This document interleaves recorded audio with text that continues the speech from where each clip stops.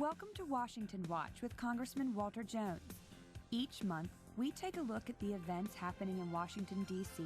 and how they affect our lives here in eastern North Carolina.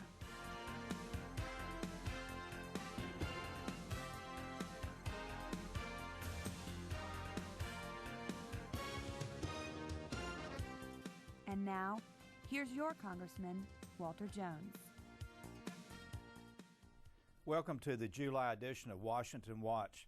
Today's guest is Congressman Howard Coble, who represents the 6th Congressional District in North Carolina. He is known as the leader of the North Carolina delegation.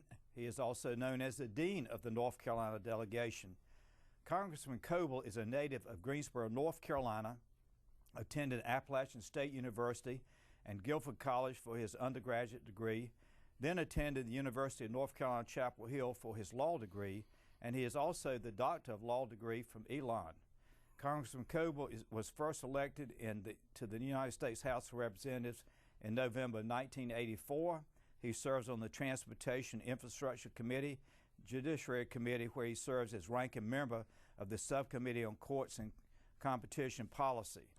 After 26 years in the United States Congress, Congressman Coble, tell the people watching this show how it was 26 years ago and how you see it today as far as the issues, the problems facing our country, and then there'll be many other issues we can talk about. Well, before I do that, Walter, I want to thank you for inviting me to be on the program with you. 26 years ago, of course, brings to mind your late dad, Walter B. Jones Sr., with whom I enjoyed serving with him, as I have enjoyed serving with you, and also you and I served together in Raleigh. So it's really good to be back on your program. I was a guest earlier, a couple of years ago? 2 or 3 years ago. Well, the difference over the 2.5 decades, when I was elected in '84, Walter, the bread and butter issues in my district were tobacco, furniture, and textiles. All three are beleaguered now. Now, the three are not dead, but they're certainly on life support and still viable to some extent, but not as viable as they were 2.5 decades ago. Much discussion centers the partisanship up here, but that doesn't bother me that much. I mean, we live in a republic where there are only two major parties. Well, you're going to have partisan snips and partisan fights. So that part doesn't bother me that much. I think probably the partisanship is probably more intense today than it was 26 years ago.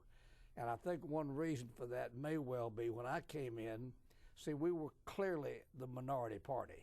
Of course, we're that way now too. Yeah, we are. But in the interim, we became the majority party for the first time since for the first time since 40 years, you may remember, the '94 election. Right. Known vividly to you. Partisanship is going to come into play with a system like this. Two major parties in a republic. Minor parties are heard from, but they really have no organization, and they're not formidable as a practical matter. So that part is okay. We can live with that. We can have partisan snips and fights on the floor and still be friends after we adjourn. And I think for the most part that happens. You get along with Democrats, as do I. Right. Do you think that when you ran 26 years ago, and thank you for remembering my father who thought so much of you, but I think about the cost of running for office 26 years ago versus the cost of running for the Congress today. Can you compare that, what you might have spent 26 years ago to run for the United States House of Representatives? Walter, I will describe the cost of campaigning in one word: obscene. I think it's gotten completely out of hand. Now, I'm not in favor of taxpayer-funded campaigns. Some people want the government to finance campaigns, and I think that would be a mistake. I think that's up to you and me to raise our own money for our campaigns. But it is obscene. And I mean, some folks enjoy getting on the phone and having it out. I'm not one of them. I don't like to ask people for money, but you almost have to do it because money is the mother's milk of politics. You have to have it to be formidable and to be electable. Well, I'm certainly not in favor of public financing, but I would love to see if we have any other options, and you know, because of the Supreme Court ruling, we're somewhat restricted as to options as it relates to campaign financing. But I'm with you on that. I think it's obscene. I think it's gotten too expensive, that too many people don't run for office because they can't afford to. And then those of us in office, we're constantly trying to have fundraisers, and both parties do it. Let's face it, that's the system. So we're working within the system. Let's go back to, you know, my biggest concern about China, and I'm not a free trader. I want to keep American jobs in this country and stop all these trade agreements. But you had, as been on the Intellectual Properties Committee, I believe, is your subcommittee. Can you speak to your concerns about how China doesn't play by the rules, so to speak? Insufferable and inexcusable. Now, the Intellectual Property Subcommittee, which I chaired after we became the majority party, is no longer a subcommittee. Okay. The chairman, Chairman Conyers, moved that issue to the full committee. So all intellectual property matters now won't be addressed at the subcommittee level because there is no subcommittee anymore. It'll be a full Judiciary Committee issue. But China, probably the worst violator in the world. Stealing, thievery, burglary. If you bring burglary into intellectual property, and I think we need to do a better job on tightening down than we've done. There's been some direction made to that end, but it's still being rampant. Well, I know that so many times that the people down in the 3rd District, and you made mention of this going back 26 years ago when textiles were really a major part of America's industry, and now it's less than it's ever been, and your point was well made on that. But so many times it seems, and I think I want to talk about the debt, that's the reason I'm going to bring this up.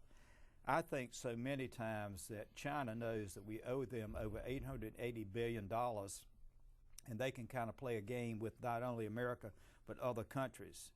But they know that they're in control because they are so strong, intellectually speaking, not talking about comparing, but just in the way of properties, and they just continue to get by with doing whatever they want to do without anybody really slapping their hands. Well, as you point out, they hold the chits. Right. They're the creditor, we're the debtor. And I think you're right. I think they play that to the hilt.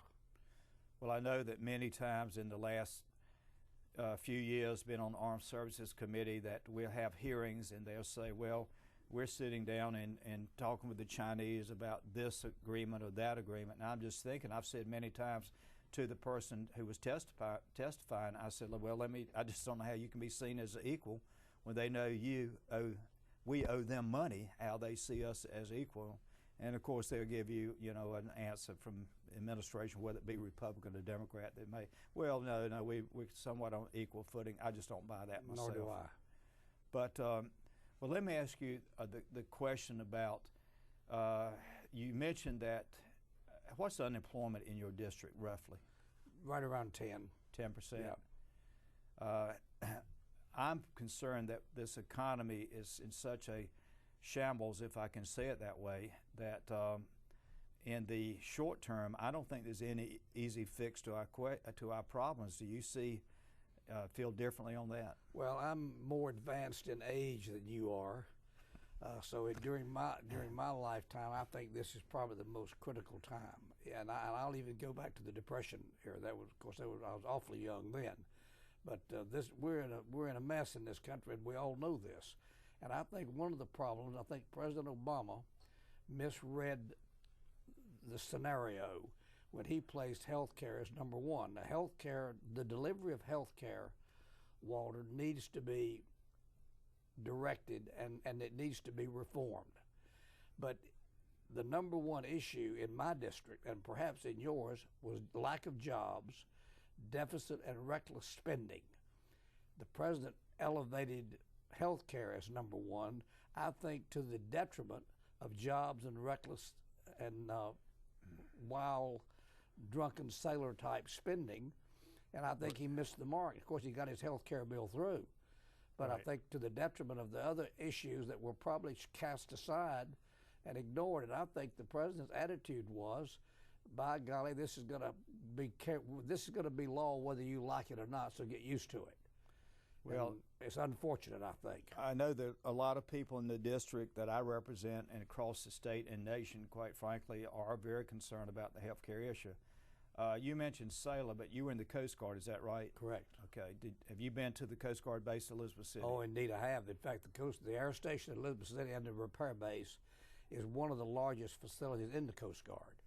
I assume you still represent it. It's G.K. Butterfield, but I have Camden County, surrounding counties. And you used to have the air station, did you, at Elizabeth City at one time?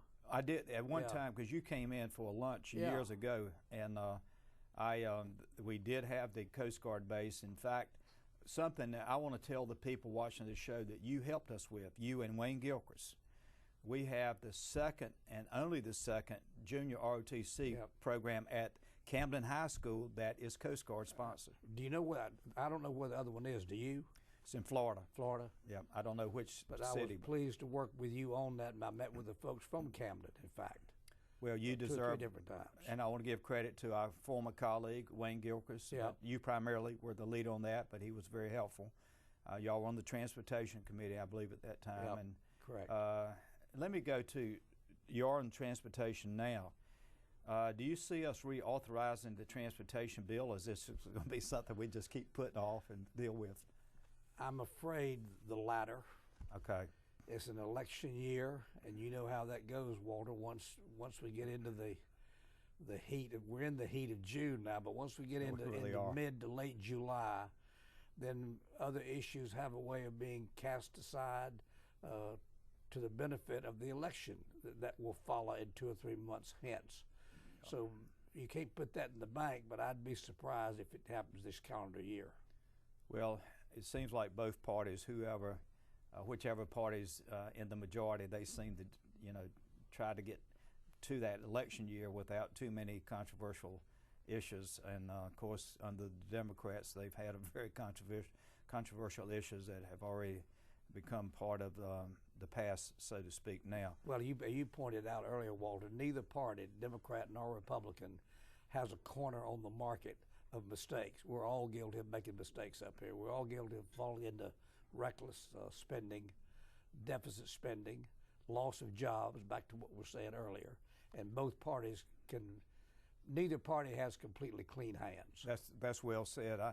I think that at this point, the frustration I'm seeing in the 3rd district, not speaking about the 6th district, your district, but is as high as I've ever seen.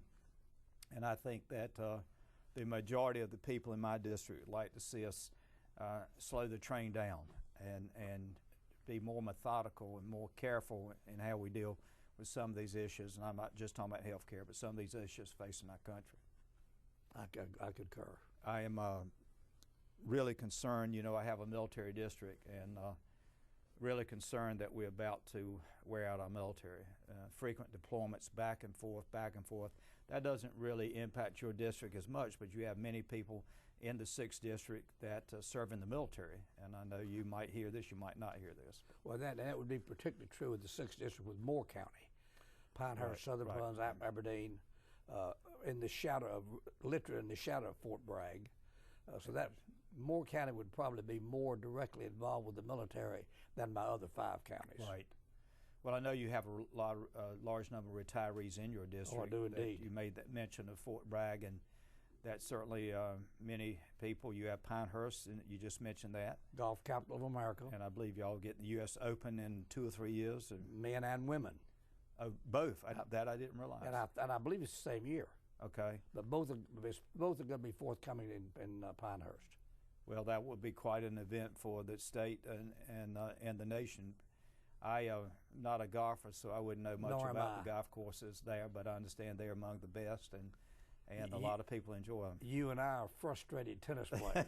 That's right. We do try to, God willing. I tell you, in this heat, though, Mr. Leader, in this heat, I don't play any tennis. I'm at the age of life I can't do it anymore. You're still a youngster. But a couple other points. If you know, as you know, that Mr. Joe Barton, who I like very much, made this statement about apologizing to BP. Do you have any opinion of that? I'm not asking whether he should stay in his position or not, but well, I'm an expert, Walt, on 2020 hindsight. Hindsight's always 2020, and I'm an expert on it. Joe probably should not have said that.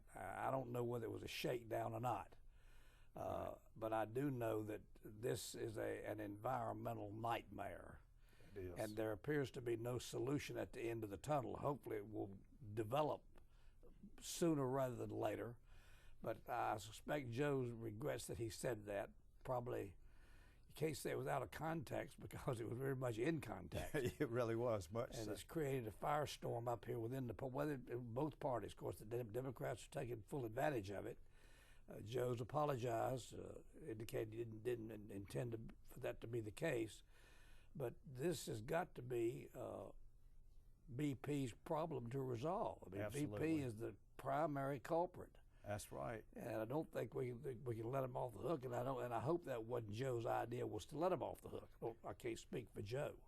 Well, I hope not as well. And the reason I mention it is because it's been the big news over the weekend prior to this interview with you, and it has been since we've been back in Washington, that quite a bit of speculation about the leadership, but I'm not concerned about that. I'm sure that the citizens back home, they would rather for us to be dealing with how we're going to fix and the problems facing the Gulf of Mexico, the Louisiana, the Mississippi, and Alabama's. And there's a chance that hopefully it will not happen, but if we have storms this summer and early fall, it could be that we might see some of this oil coming to the shores of South Carolina and North Carolina and Virginia, actually. A hurricane could change the tenor very rapidly.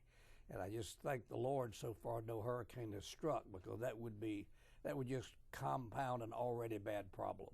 Well, you mentioned earlier about the heat, and it has been stifling the last few weekends back in eastern North Carolina, which I go home every weekend. But we've had Saturdays when it'd be 94, 95 degrees, Sundays 95, 96, and it has just really been stifling for our area. But I think that's across the state. Well, in our district, perhaps not as intensely torrid as in your district, but close to it. It's been terribly hot.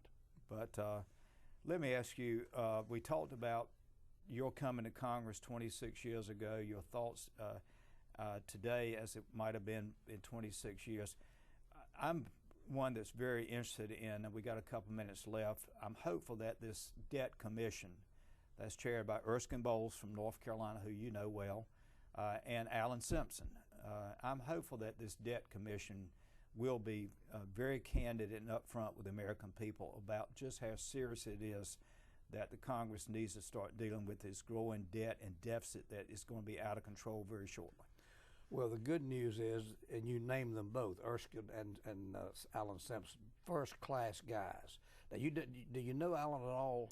You never served with him, did you? No, but he and I have talked about campaign finance reform as recently as about 6 weeks ago. First-class guy. I'm very high on him. And I'm very high on Erskine Bowles as well. So that's the good news, that the two guys in the wheelhouse are people who can be counted upon to do it right.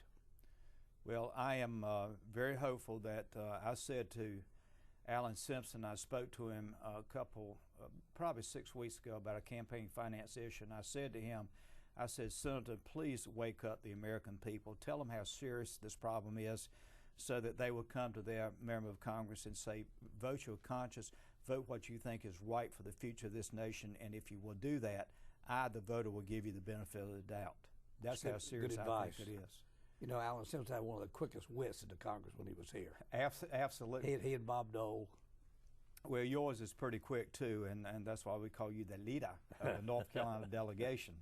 And I want to thank you for taking the time, you're a busy man here in Washington, to be on this show and let the people of the 3rd District hear the Dean of the delegation share 26 years that you have served this Congress, and I hope, God willing, and the good people are willing, you got many more years in front of you. And thank you for addressing me as the leader. Well, you are the leader. Thank you for watching this segment. In about a minute, Glenn Downs, my Chief of Staff, your Chief of Staff, will be on this show. We'll talk about 2 or 3 issues, probably 2 because time goes so quickly, that you have called us about or that you have written us about or emailed us about. So be back with you in just about 3 or 4 seconds. Thank you.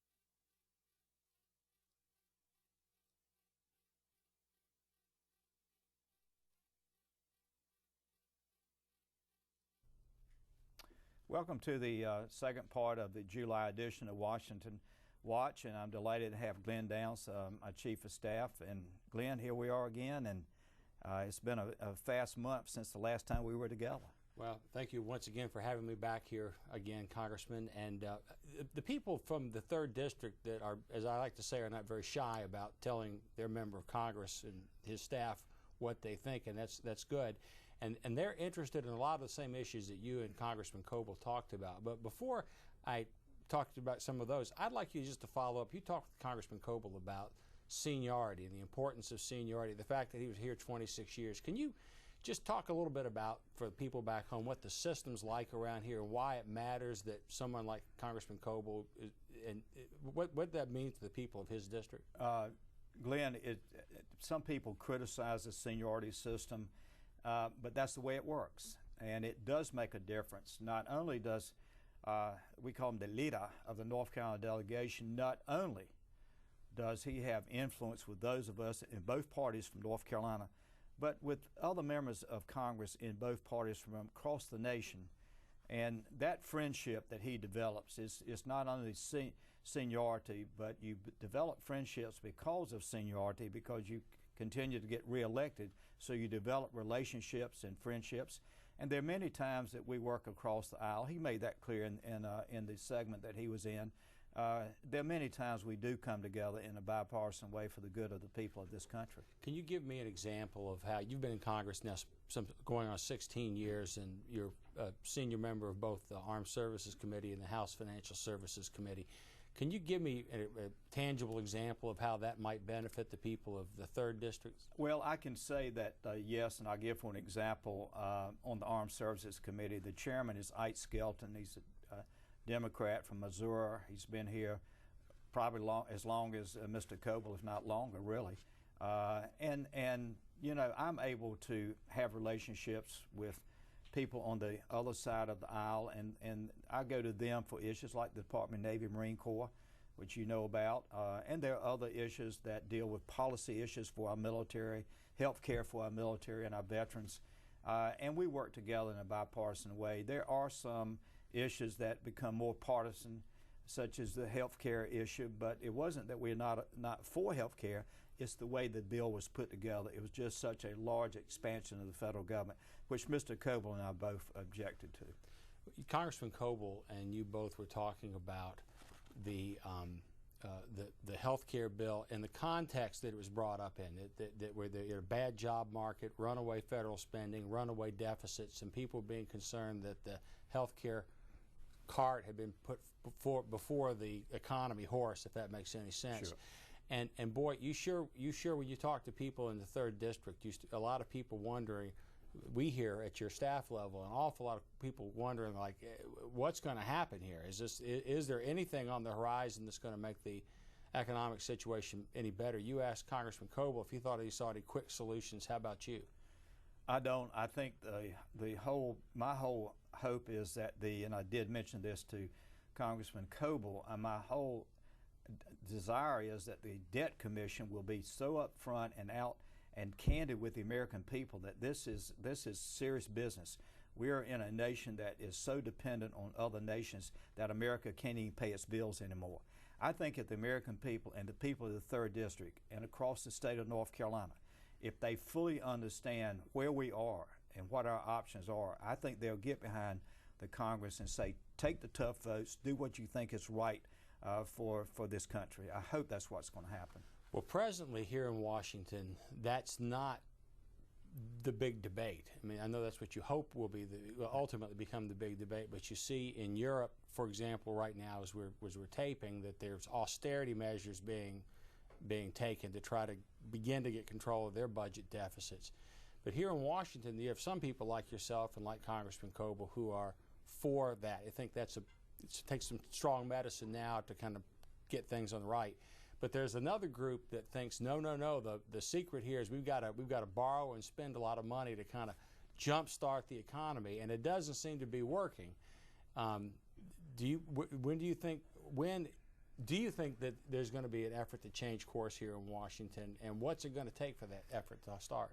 Glenn, it's going to take the American people to say that if we're going to send you to Congress, you got to make the tough decisions. We have not done that, neither party. I want to be fair about that. Going back to the Bush administration, now the Obama administration, the only time that I remember that we were doing the tough things and the right things is when Bill Clinton was the president. We had the Republican House, the Republican Senate, divided government. We started making some good decisions and tough decisions for the American people. And somehow we got to get back to that for our children and grandchildren. I know our time is short, but one real challenge if you're an elected official is trying to stay in touch with where people are coming from back home. I know you drive back and forth to Eastern North Carolina every weekend, but what other kinds of things do you do or when you're back home to sort of keep in touch with? Well, Glenn, even on the weekend, like I had a couple of invites to be at the retirement of a Command Sergeant Major Brock from Winterville, North Carolina. It was a great turnout for that. And I also made it part of my married life to do the grocery shopping. Well, I go into grocery stores, and many times people will stop me and want to talk about issues, and I'll take 15 minutes, I'll take 25 minutes. If that person wants to have a discussion with me about their concerns about Washington, D.C. So I think that keeps me in touch. So you're not one of those politicians that can't tell somebody what the price of a gallon of milk is? No, and I don't take any trips overseas either. I think it's fine to visit the troops. Let me make that clear. But and that should be done. But Glenn, let me. We got about 20 seconds. Let me thank Howard Coble for being on this show. I want to thank you, Glenn Downs, my chief of staff, and I want to thank our men and women in uniform overseas giving their life for America. Keep them in your prayers. Please do that. And thank you for watching this show. And as I always say, please, God, continue to bless America. We need the love of God in this country. Thank you. Thank you for taking the time to join us for Washington Watch.